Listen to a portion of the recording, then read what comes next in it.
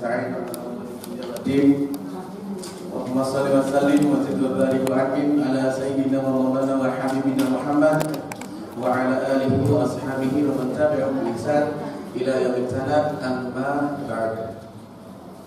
Yang kami hormati kepala sekolah beserta seluruh jajaran guru yang alhamdulillah pada pagi hari ini kita dimudahkan oleh Allah, kita dimudahkan langkah kita, dimudahkan hati kita, dilunakkan hati kita untuk berkumpul di tempat yang insyaallah dimuliakan Allah Subhanahu wa taala ini. Salawat dan salam senantiasa tercurah kepada junjungan kita Nabi Muhammad sallallahu alaihi wasallam yang salawatnya, yang syafaatnya merupakan satu-satunya hal yang bisa kita pegang di hari di mana tidak ada manfaatnya al-malu wal banun, di hari tidak ada manfaatnya harta yang kita punya, di hari yang tidak ada manfaatnya anak-anak yang kita punya, melainkan illa man atallaha biqalbin salim, kecuali orang-orang yang datang ke menghadap Allah Subhanahu wa taala dengan hati yang salim. Alhamdulillah pada pagi hari ini telah hadir Al-Ustaz Diding Darmudi untuk menyampaikan tentang pendampingan siswa menuju Abdul Balik. Saya sebagai MC akan membacakan susunan acara pada pagi hari ini. Yang pertama yaitu pembukaan, kemudian dilanjutkan dengan tilawah yang akan dibacakan oleh Pak Faiz, kemudian dilanjutkan oleh materi yang akan disampaikan oleh Ustaz Diding. Marilah bersama-sama kita membuka agenda kita pada pagi hari ini dengan bacaan basmalah bersama-sama. Bismillahirrahmanirrahim. Adapun acara yang kedua yaitu tilawatul Quran yang akan dibacakan oleh Ustaz Faiz. Bismillahirrahmanirrahim. Assalamualaikum warahmatullahi wabarakatuh. Assalamualaikum warahmatullahi wabarakatuh.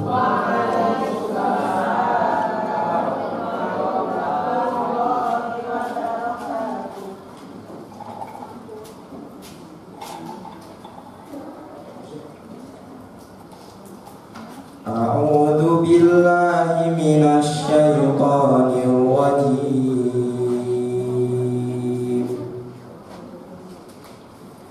Bismillahirrahmanirrahim.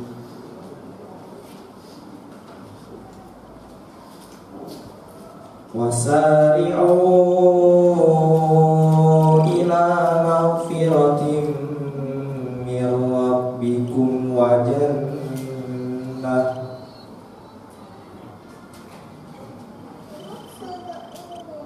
jannatin arduhas samawati wal ardu uiddat lil muttaqin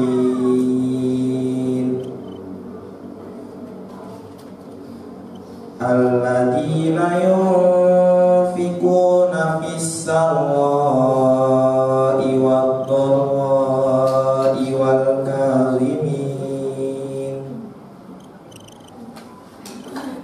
wal kadhimina al-ghayza wal 'afina 'anil nas wallahu yuhibbul muhsinin. Walladzina idza fa'alu fahishatan aw zalamu anfusahum dzakarullah fastaghfaru lidunubihim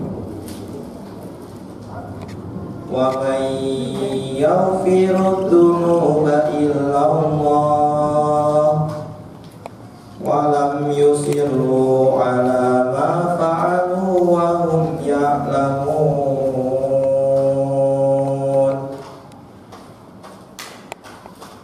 Ulaika jazaa'uhum maghfiratun min rabbihim wa jannatun tajri min tahtihal anhar tajri min tahtihal anharu khalidina fiha wa ni'ma ajrul amilin.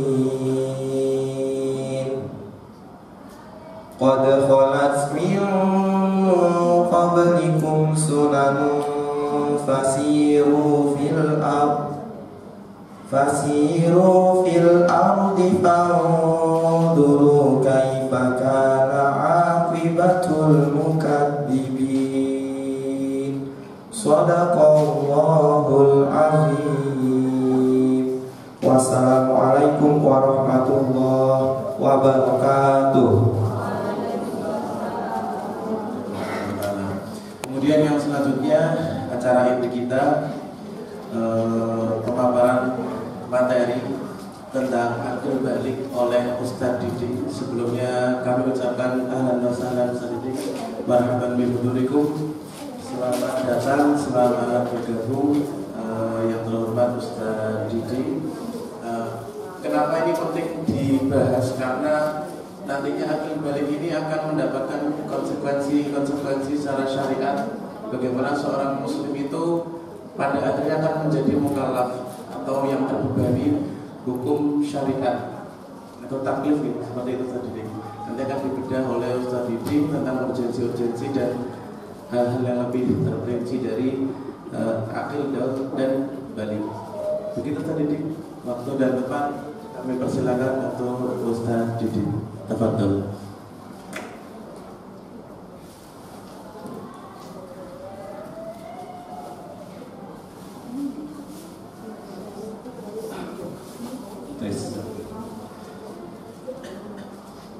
Bismillahirrahmanirrahim. Assalamualaikum warahmatullahi wabarakatuh.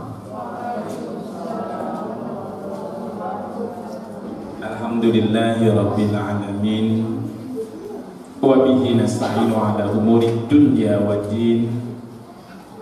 Asyhadu an la ilaha illallah wahdahu la syarika lahu wa asyhadu anna Muhammadan abduhu wa rasuluh. Allahumma shalli wa sallim wa barik ala nabiyyina Muhammadin wa ala alihi wa ala ashabihi wa ala junudihi wa man tabi'ahum bi ihsanin ila yaumiddin, amma ba'd.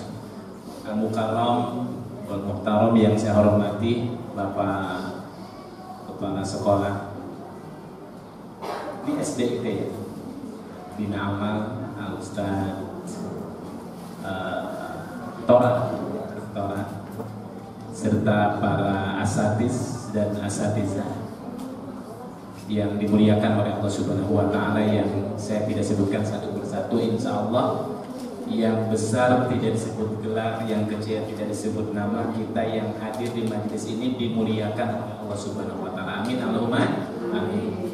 Salawat serta salam tak lupa mari kita haturkan kepada baginda Nabi besar Muhammad sallallahu alaihi wasallam, kepada keluarganya, kepada sahabat-sahabatnya, kepada tabi'in-tabi'innya, serta kepada seluruh pengikut ajarannya hingga akhir zaman.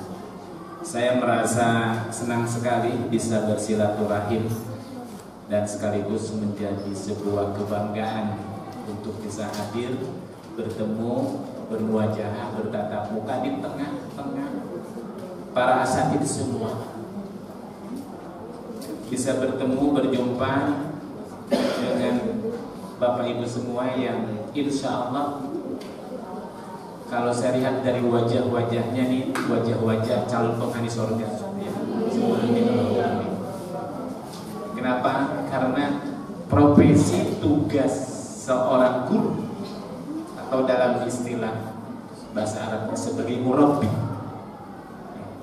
adalah tugas yang mulia sekali. Betul ya Pak? Kenapa? Karena bertanggung jawab dan tentu ikut menentukan proses kesolehan anak didik kita semua. Walaupun memang tugas pertama yang mengantarkan anak-anak kita menjadi saleh-salehah itu adalah tentu orang tuanya. Sebagaimana yang disabdakan oleh Nabi, kullu mauludin yuladu ala fitrah fa abawahu yuhawidani au yumajjisani au yunassirani. Setiap anak sudah dilahirkan dalam keadaan fitrah, punya potensi untuk menjadi orang baik, orang soleh. Fa'abawahu, maka kemudian kedua orang tuanya lah yang ikut membentuk proses pertumbuhan anak ini. Apakah nanti kemudian dia kelak menjadi anak yang punya mentalitas yang lebih Nasrani atau. Nah, tetapi ada orang lain yang juga ikut berperan. Salah satu di antaranya apa? Lingkungan sekolah. Dan yang paling menentukan di antara sekian penentu kesuksesan anak didik kita adalah seorang guru. Dan seorang guru tugasnya sangat maha mulia, ya, insya Allah. Karena ada peran dakwah, ada peran tarbiyah. Kata Nabi, la ayyahdiyallahu rajulan bihudaka lakana khairun min humurin ni'am. Demi Allah, seandainya Allah memberikan petunjuk hidayah kepada seseorang dengan perantaraan hidayahmu, maka itu semuanya lebih baik daripada unta merah. Nah, guru, apalagi guru tingkat SD, itu paling menentukan. Coba Bapak Ibu, di antara pengalaman kita sampai sekarang usia kita sudah menjadi seorang guru lagi, itu yang paling pernah berkesan menjadi guru kita itu guru tingkat apa Pak? SD ya kan? Itu yang pertama kali. Jadi ibarat kertas itu, kita masa usia SD itu kan ibarat kertas putih gitu. Yang pertama kali menanamkan nilai-nilai kebaikan, nilai kebenaran, itu adalah guru SD, guru ngaji kita. Makanya ibu jangan merasa apa namanya, ketika ditanya apa profesi guru, guru apa? Guru SD kan? Bangga kita mesti, betul nggak?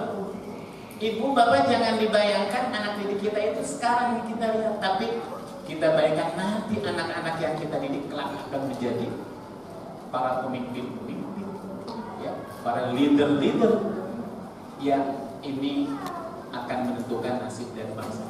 Dan saya curiga, bukan curiga Bapak, bisa jadi terjadinya banyak penyimpangan yang dilakukan oleh para pengelola negeri, para pejabat misalkan di berbagai sektor dan bidang. Bisa jadi mungkin ada kesalahan dalam faktor pendidikan ketika dia anak kecil, ketika masih SD bisa jadi. Makanya di atas pundak Bapak Ibu semuanya lah tanggung jawab dan masa depan anak didik kita ditentukan. Nah, mudah-mudahan saya yakin dan mudah-mudahan semua kita yang ada di sini, insya Allah seluruh pengorbanan jerih payah kita dalam didik anak didik kita ini benar-benar ini menjadi amal kebaikan kita. Amin Allahumma. Nah, kenapa? Karena pada fase inilah kita bertanggung jawab untuk menghantarkan kepada fase kehidupan anak didik kita, di mana fase itulah yang kemudian kelak disebut dengan fase kesempurnaan sebagai manusia yang utuh. Tadi sudah disampaikan oleh Ustaz, sebuah fase kehidupan manusia di mana kita sudah dikatakan manusia yang utuh, sempurna ketika kita sudah sampai tahapan mukallaf. Mukallaf itu fase di mana manusia sudah memiliki tanggung jawab, diberikan amanah, diberikan tugas, diberikan kewajiban yang semuanya itu akan dipertanggungjawabkan oleh kita. Itu namanya mukallaf. Kenapa? Karena manusia ini yang membedakan manusia dengan hewan itu, kalau manusia itu kan makhluk mukallaf dan mukhayyar. Betul. Diberikan kebebasan untuk memilih mukhayyar karena Allah memberikan potensi akal. Ya. Faman syaa falyu'min, faman syaa falyakfur, silakan dipilih. Jadi masalah baik dan buruk, soleh dan tidak itu ternyata pilihan. Ya, pilih. Allah nggak memaksa kau harus jadi orang soleh, kan itu. Inginnya kita semua jadi orang soleh, manusia itu jadi orang baik. Tapi kalau takdir syar'i Allah itu bisa terjadi, bisa tidak, tergantung apa pilihan kita. Mau nggak kita jadi orang soleh? Diberikan untuk memilih. Surga dan neraka juga ada pilihan. Kita ingin surga atau neraka, kita pilih. Gitu. Cuma ada konsekuensinya ketika kita memilih. Nah yang kedua, mukallaf. Manusia itu makhluk yang mukallaf, yang dibebani, yang diberikan amanah, yang diberikan tanggung jawab. Kalau hewan nggak ada kewajiban nanti ketika di yaumul kiamat, dia dibangkitkan dan ditanya, kamu sudah sholat? Nggak bakal ditanya apa yang selama ini sudah kau lakukan. Kenapa? Karena nggak ada konsekuensi hukum taklifnya.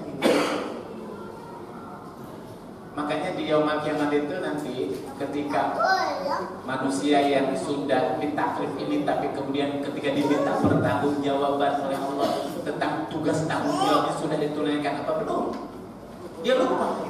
Ketika dia lupa, apa? Dia minta kepada Allah itu apa?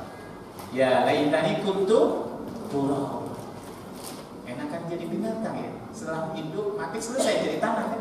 Lebih baik saya jadi tanah saja daripada hidup bukan untuk menikmati sorga, bukan untuk menikmati nikmat dari Allah di yaumul jazaa, tapi hidup untuk mendapatkan azab. Kenapa? Karena dia lupa akan taklifnya, maka dia lupa akan beban dan tanggung jawabnya yang ketika Allah diberikan di dunia.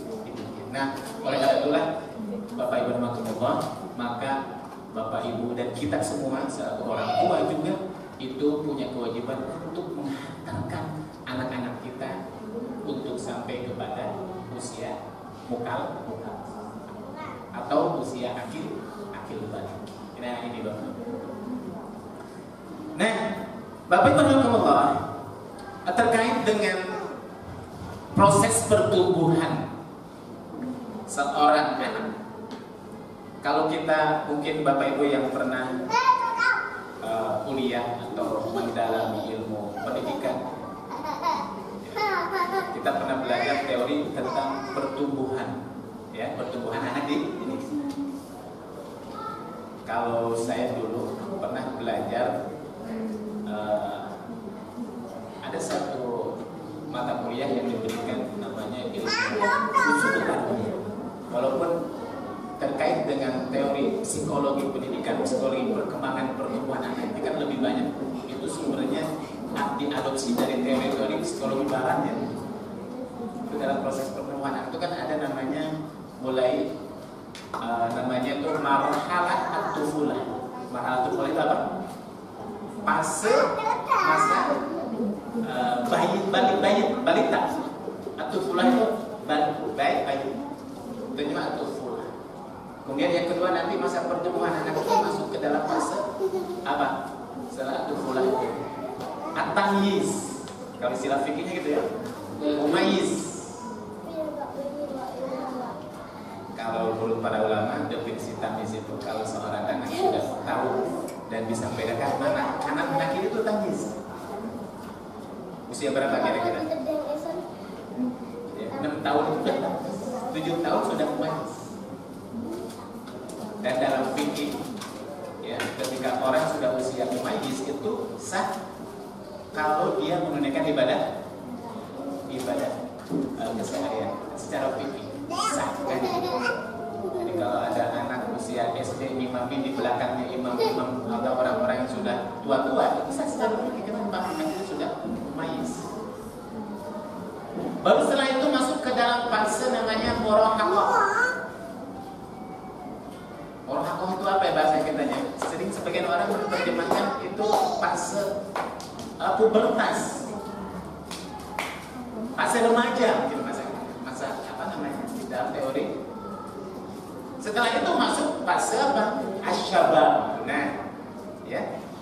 Bicara tentang mukallaf, akil balik itu adanya di fase asyabab.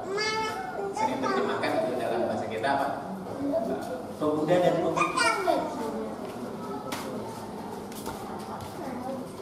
Itu kalau dalam teori perkembangan. Baru masuk ke dalam fase berikutnya arus itu masa kematangan. Ketika orang sudah usia 40 tahun, para nabi, para rasul itu rata-rata diangkat orang menjadi usia berapa? 40. Usia udah matang, usia sempurna. Baru terakhir itu masa as-saykhukhah. Nah, itu udah lansia. Nah, tetapi dalam fikih Islam, dalam kajian fikih itu nggak ada pembagian itu, Pak. Yang namanya pertumbuhan manusia itu cuma dua, masa akil balik atau goer akil balik, dua saja. Kalau tadi kan dalam teori pertumbuhan perkembangan, apa namanya, dalam teori psikologi pendidikan disebutkan seperti itu. Tapi kalau dalam fikih di jawaban saya itu cuma dua, akil balik atau belum, gitu. Sudah balik belum, sudah akil belum, kan itu. Nah, kita berhamdulillah sebelum kita menghantarkan anak-anak kita sampai kepada usia akil balik, kita harus tahu. Dan kalau bisa nanti Bapak Ibu, sebelum anak kita sampai usia akil balik, kita sudah menanamkan kepada anak didik kita tentang mana akil balik dan konsekuensi-konsekuensi serta tanda-tandanya. Biar mereka paham, biar mereka sadar ketika pas sudah sampai kepada masanya, maka apa, dia tumbuh satu pertumbuhan biologisnya seiring dengan pertumbuhan apa, psikologis, pertumbuhan akal. Nah, oleh karena itulah Allah pada kesempatan ini saya ingin menyampaikan satu, paling tidak sebelum anak-anak kita sampai kepada usia akil balik, kita harus tahu. Dan kalau bisa kita harus menanamkan kepada anak didik kita, nanti suatu saat kalian ini akan sampai kepada usia ini, tanda-tandanya apa, terus konsekuensinya apa kalau sudah sampai kepada usia, ya. Nah, apa itu usia akil balik, Bapak Ibu? Yang pernah belajar fikih, mungkin ini ada alumni pondok pesantren ya, atau UIN. Dulu ada satu kitab yang paling mendasar sekali ketika kita mengaji kitab fikih, dan ini sebenarnya itu harus sudah disampaikan kepada anak didik kita, anak didik kita belum sampai usia akil balik. Itu belajar fikih tapi tingkat dasar. Dan sampai sekarang tuh di pesantren-pesantren tradisional ini buku wajib yang harus disampaikan kepada anak didik kita di usia anak-anak belum akil balik. Kitab apa, Bu? Nah, Safinatun Najah. Di sini diajarkan kan? Masuk kurikulum kan? Nah, kalau di pesantren ya, di pesantren khususnya pesantren tradisional salaf, ini dalam mazhab Syafi'i ya, Safinatun. Jadi walaupun anak belum sampai akil balik, Pak, mereka udah tahu apa itu akil balik dan tanda-tandanya. Jadi usia 7 tahun itu udah ngaji fikih.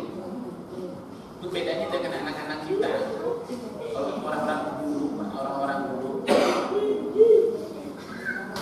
kita akan dapatkan bahwa mereka itu pertumbuhan biologisnya seiring dengan pertumbuhan psikologis. Kenapa? Karena memang mereka sebelum sampai usia akil balik, mereka sudah mendapatkan persiapan dari para guru, orang tuanya, para kiai dan yang lainnya.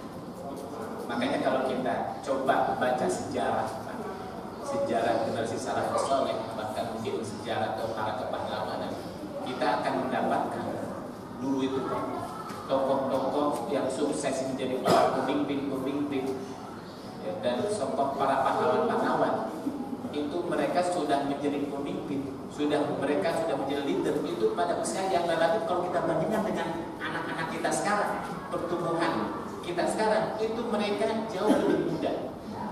Kita tahu ya, dalam tataran sejarah Rasulullah pernah mencetak seorang komandan perang, kalau kita sekarang itu jenderal, pada usia berapa? 15 tahun. 15 tahun itu sekarang kalau usia pertumbuhan anak kita kelas berapa? SMP ya. Sudah menjadi komandan perang. 15 tahun sama bin Zaid bin Thabit ya, sudah menjadi komandan perang dalam perang Tabuk usia 18 tahun. Belum lagi siapa? Kita mengenal Mus'ab bin Umair kan? Dan masih banyak lagi.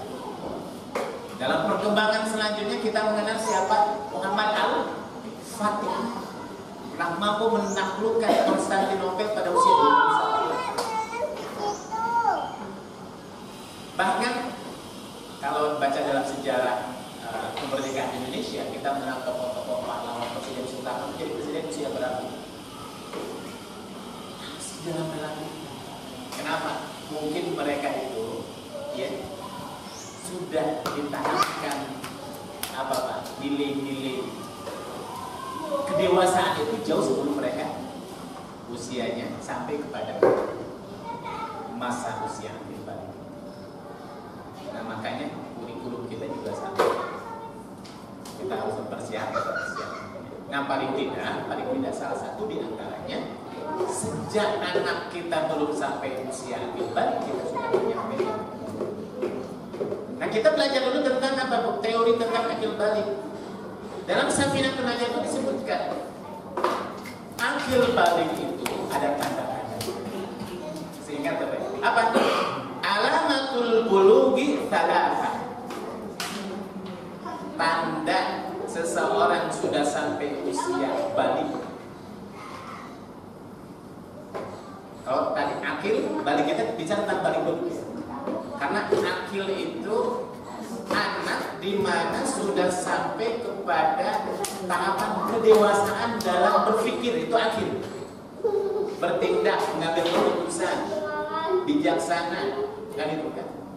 Dewasa dalam berpikir, namanya akil.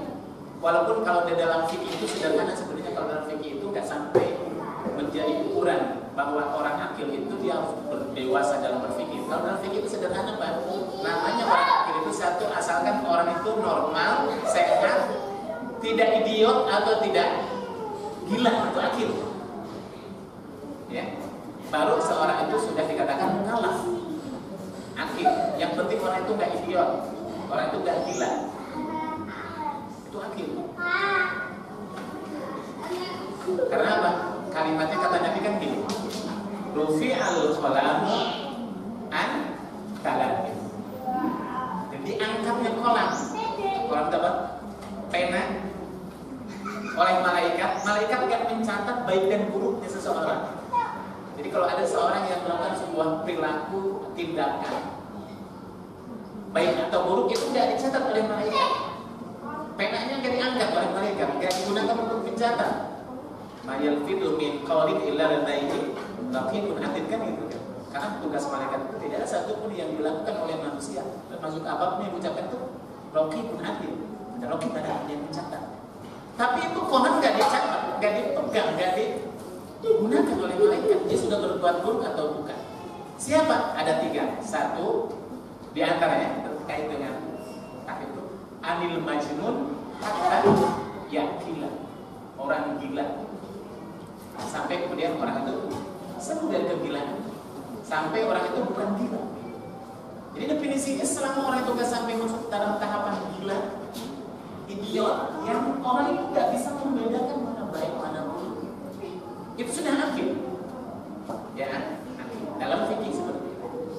Makanya orang gila nggak dicatat. Kalau ada orang gila itu hadir di sini, hadir di majelis taklim, dapat pahala, kan dicatat. Ada orang gila kemudian misalkan ikut sholat, gak dicatat. Orang gila gak ikut puasa di bulan Ramadan, gak dicatat, berdosa. Tapi beberapa tahun yang lalu katanya orang gila itu kalau datang ke TPS nyoblos dapat suaranya sampai. Nah itu salah kalau gitu. Gak diakui mestinya orang sodako saja gak dicatat oleh malaikat gitu. Gitu. Majnun, gila.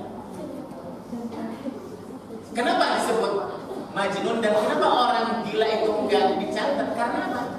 Akalnya tertutup. Ya. Jadi kan kenapa orang gila itu disebut majnun? Ambil kata janna ya jumlah kan itu tertutup. Majnun. Ini akalnya tidak berfungsi. Mana yang benar mana yang salah? Hatta yakin sampai kemudian dia berakal. Jadi kalau dia itu enggak gila, dia akil. Kemudian yang kedua apa? Anis sobiyi hatta yahtalim, anak kecil sampai dia itu yahtalim. Yahtalim itu mimpi. Dan yang ketiga, anin naimi hatta yastaikir, orang yang tidur sampai Ya, baru.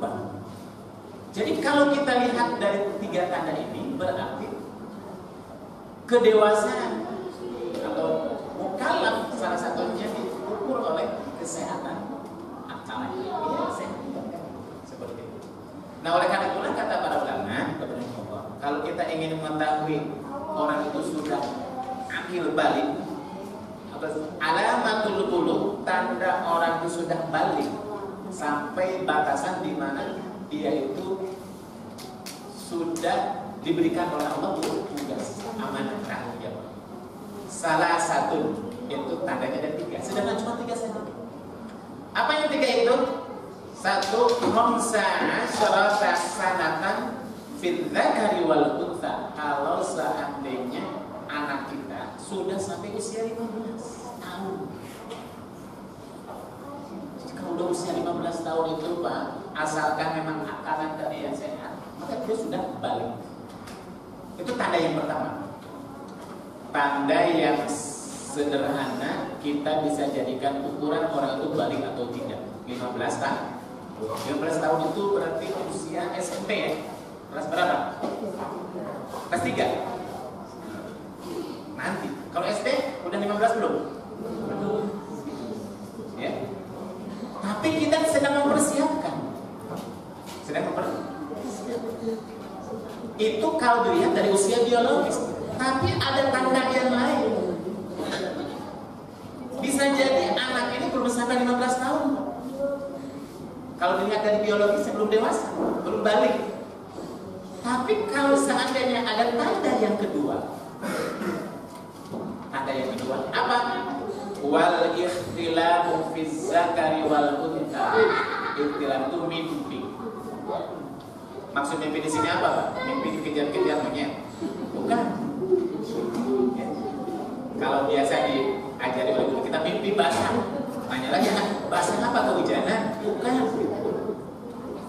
Ya, didefinitifkan saja ketika seorang anak sudah memproduksi sperma. Kalau anak sudah memproduksi sperma, berarti sudah disebut bagi. Dan itu berlaku bagi laki dan perempuan. Dalam kitab Safinatul Najat, fil dzakari wal untha. Ibu-ibu nanya, emang perempuan juga keluar sperma kan itu kan?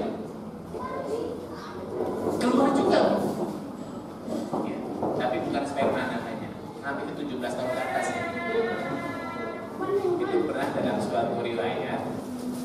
Ya, sahabat bertanya, ya Rasulullah, ketika seorang suami istri melakukan hubungan suami istri dan ketika seorang suami keluar sperma, apakah bagi perempuan juga sama? Kan itu? Kata Rasulullah, iya sama. Sama cuma istilah saja ya. Nah, jadi bisa jadi ada anak yang sudah mimpi basah tapi usianya belum 15 tahun. Bisa jadi nggak, Pak? Bisa ada. Kenapa? Karena kalau masalah sperma dan yang ketiga, kata yang ketiga, ya.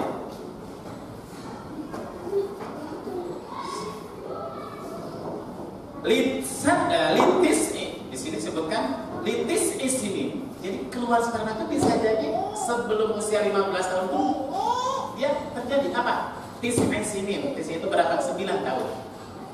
9 tahun berarti SD kelas berapa? Sama berarti bisa jadi. Gitu.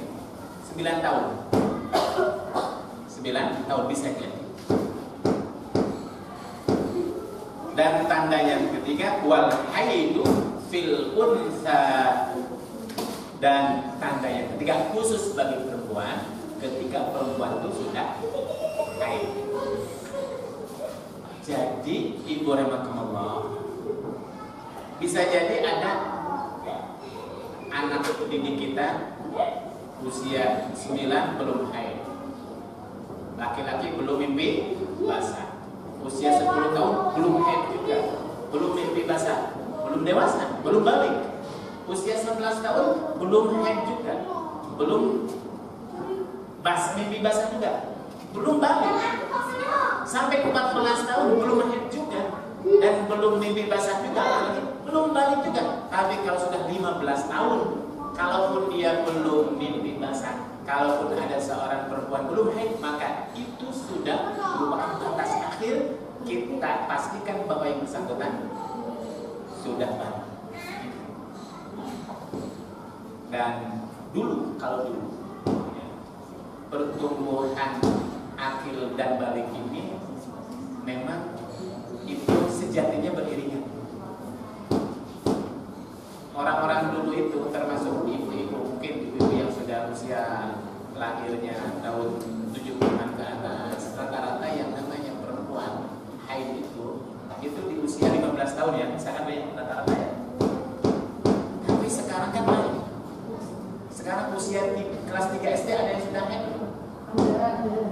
Betul nggak? Putri saya kebetulan haidnya itu ketika kelas 6. Masalah sudah. Di sini kelas 3 ada kan? Jadi tidak masalah. Kenapa? Karena terkait dengan haid dan misalkan itu ditentukan oleh apa, Pak? Kedewasaannya itu ditentukan oleh apa? Makan, nutrisi. Jadi saya jadi lebih cepat. Apalagi makanan-makanan sekarang mungkin relatif makanan-makanan bergizi lebih gampang didapatkan ya kan? Daripada dulu. Kalau dulu kita berangkat sekolah makan cuma gorengan sudah selesai. Sekarang kan ya makanan dan tingkat kesejahteraan orang tuanya juga semakin tinggi kan? Jadi makanan-makanan apa mempercepat proses kedewasaan fisik, kedewasaan biologis seperti itu. Ditambah lagi apa? Ditambah lagi apa? Tontonan apa namanya? Ya, tontonan orang-orang dewasa kan dilihat oleh anak-anak itu. Kan, Ibu Rahimahullah. Jadi kalau boleh kita simpulkan, kalau kedewasaan secara akil itu kedewasaan secara apa namanya? Psikis. Dan kalau balik itu kedewasaan biologis.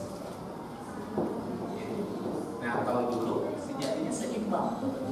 Tapi sekarang usia biologisnya lebih cepat daripada usia psikologis. Jadi usianya sudah tapi perilakunya kayak anak-anak saya begitu ya.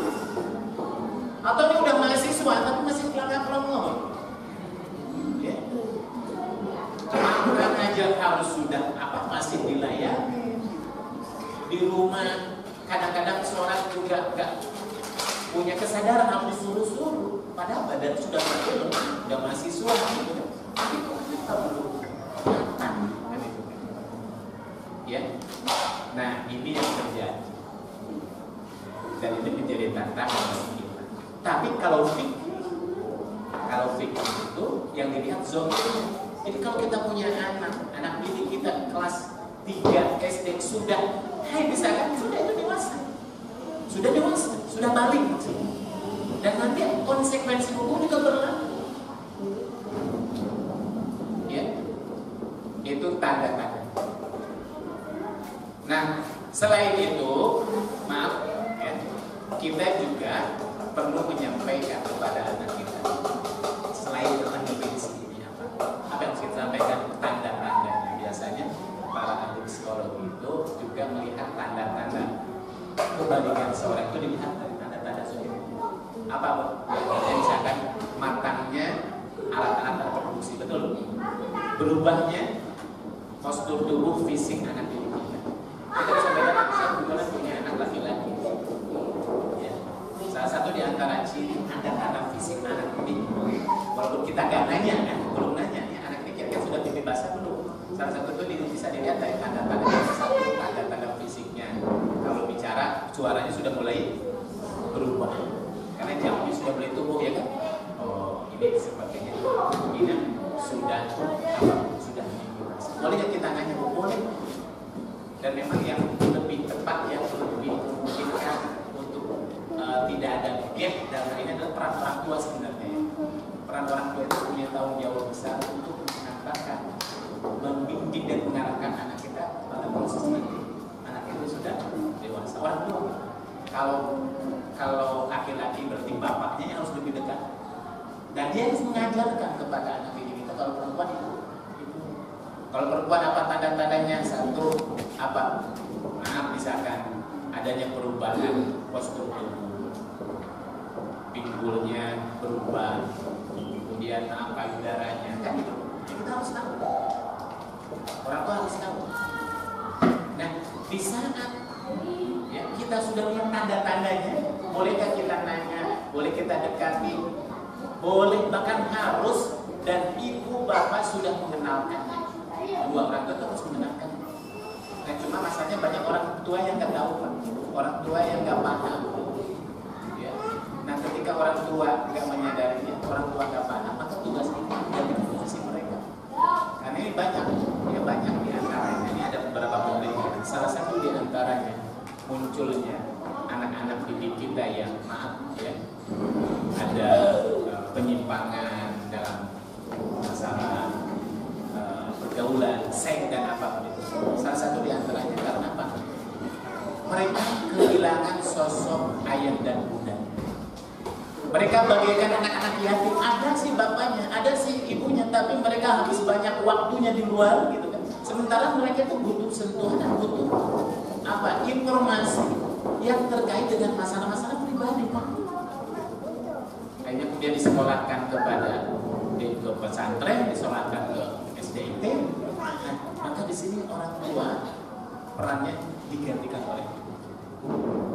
Jadi ketika nih nanti Bapak Ibu anak didik kita sebelum sampai usia 15 tahun, sebelum sampai usia akil balik sesungguhnya, mulai dari hari ini masih masa SD, kan persiapannya sebelum SD, itu harus disiapkan. Paling tidak apa Pak? Nih tentang satu tanda-tanda kamu ini sudah dewasa, sudah akil balik ini apa? Tanda-tandanya. Ini fikih yang tadi tuh disampaikan kepada mereka, ingat bahwa dalam proses pertumbuhan manusia itu ada namanya mukallaf. Apa itu mukallaf? Mukallaf itu orang yang sudah sampai tahapan di mana nanti kita sudah diberikan beban, diberikan tugas dan diberikan kewajiban oleh Allah. Nanti kamu kalau sudah sampai batasan mukallaf ini apa? Satu, sholat sudah tidak usah disuruh-suruh. Puasa nggak usah disuruh-suruh. Ketika tidur nggak usah dibangun-bangunin lagi. Walaupun tetap orang tua mengingatkan dan bangunkan. Bangun kesadarannya. Kenapa tidak? Kamu sudah mukallaf. Yang namanya mukallaf itu ada konsekuensinya. Ketika orang sudah sampai mukallaf, maka lahirlah hukum taklif. Hukum taklif itu apa? Kalau seandainya ya kau menunaikan perintah Allah, yang perintah Allah itu termasuk hukum wajib, nah, kamu sudah mukallaf itu dapat apa? Dapat pahala dari Allah, dapat reward dari Allah Subhanahu wa Ta'ala. Tapi kalau seandainya engkau meninggalkan, ada sanksinya. Apa? Ada sanksi.